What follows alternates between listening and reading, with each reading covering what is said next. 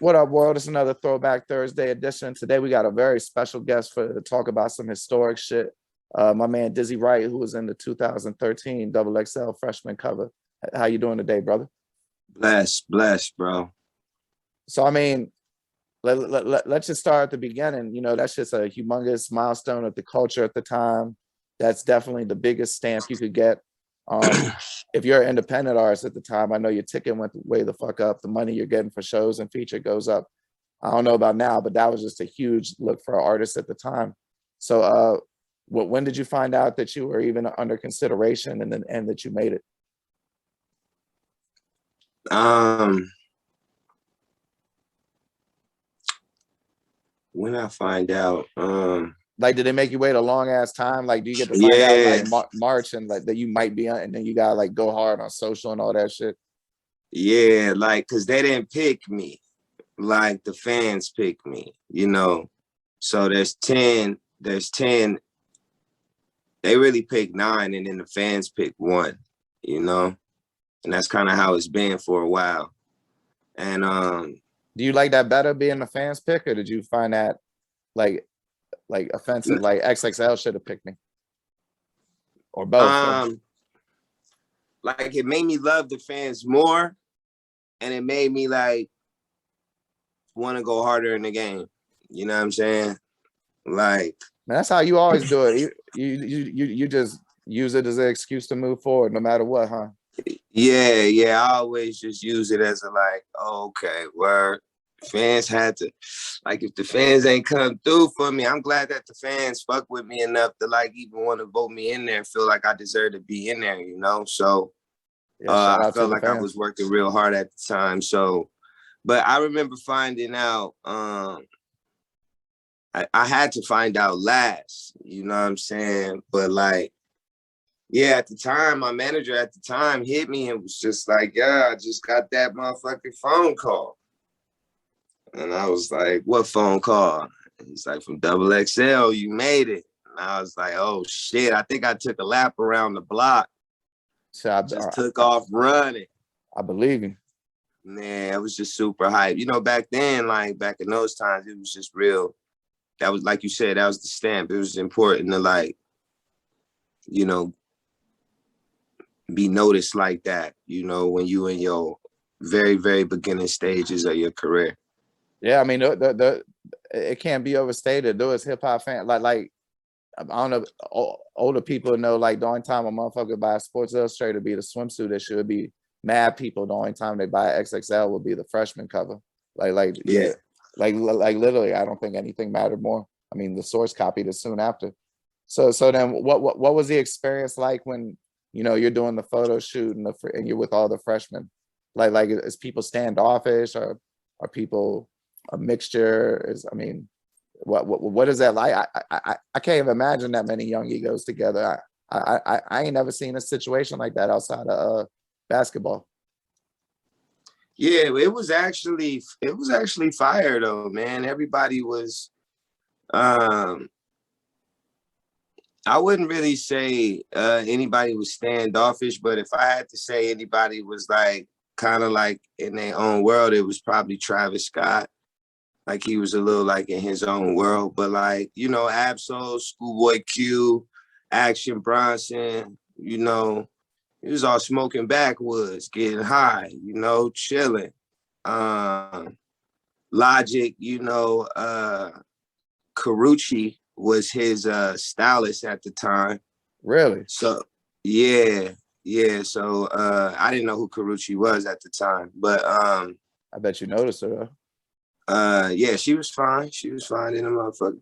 But you know, Logic was fly, you know, Joey was cool, like everybody was cool. Kirko Bangs was cool, like everybody in my class was cool. Trinidad James was like real standoutish, like his swag was Different. very Jimi Hendrix, very big. It was fire, like so. Trinidad is probably the only nigga that made me feel like, damn, I ain't bringing enough outfits to choose from. Like I brought my shit that I knew I was gonna wear. Like I ain't bring no options. Like I was like, damn, you know what I'm saying? Like But I think I was the only one on that cover, like, who wasn't dealing with a major label at the time. You know what I'm saying? Like, everybody kind of like was dealing with a major in some kind of way. And our shit was just straight fucking independent, you know what I'm saying? And I was learning all about this shit at the time. So it was cool for me. I just felt like I got to see different artists and how they do things. So it was cool. It was dope. What about Angel Haze? How much did you know about Angel Haze before this? I had heard about her that year.